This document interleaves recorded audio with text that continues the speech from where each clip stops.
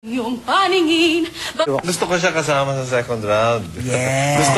Gusto kong i-challenge niya yung ibang singers na dun sa kanyang energy. That's right. Performance level. Sa kanyang confidence din, Mr. Sig. May boses siya actually. Kaya lang siyempre, ewan ko, dinaan niya dun sa kantang yon. I'm sure, I have a feeling you have a nice voice, but I won't let you sing another song.